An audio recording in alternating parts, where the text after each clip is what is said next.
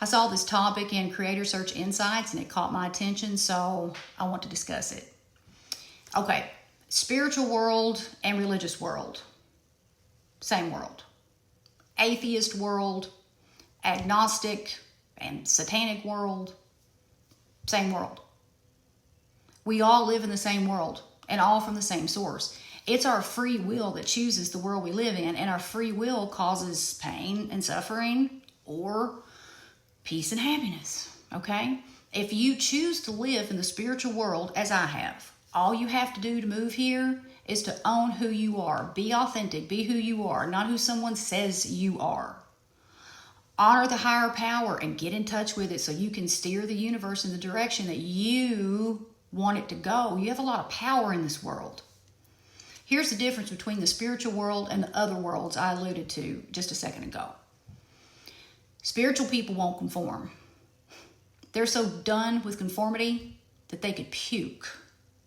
They live on purpose, not by chance, which means they consciously create their experiences daily.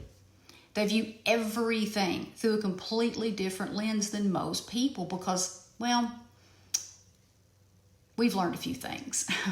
First, nothing is black and white. There's always a gray area. Second, there's no such thing as right or wrong. It's all perception. As a highly spiritual person, I'm keenly aware that just because I disagree with someone doesn't make them wrong or right. I just disagree because how they feel isn't right for me. Nothing more. Third, we don't personify God and Satan. I mean, God and Satan can be present anywhere because people have free will. Either you choose to live in the light or you choose to live in the dark. Satan isn't sitting in hell on a throne over a lake of fire. Satan can come in the form of hatred, jealousy, hypocrisy, judgment, and anything reasonably defined as evil. That's how Satan takes human form. Now, in the spiritual world, we operate from an energetic standpoint. Everything is energy, and we know that if we want our world to be peaceful, we must match the frequency of peace. So guess what? We stay away from anyone or anything that resembles Satan. We choose to act like God, but that doesn't mean we're perfect and don't have a few vices. We're spiritual beings having human experiences here, so we don't waste time on trying to be just like God. But we take advantage of opportunities that allow us to act like God. And sometimes those opportunities are helping someone without an expectation of a reward. We know that God is inside and we can access divineness anytime. This is why the religious world often has problems.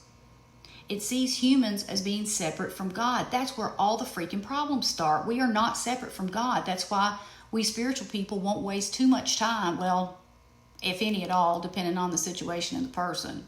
We won't waste time fighting with people because it's the same as fighting with our own hands.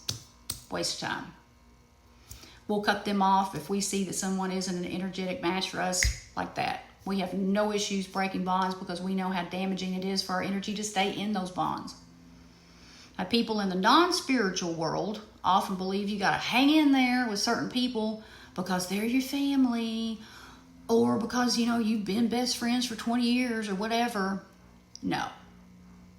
Anyone who disrupts your peace has got to go. And that is a major defining characteristic of the spiritual world.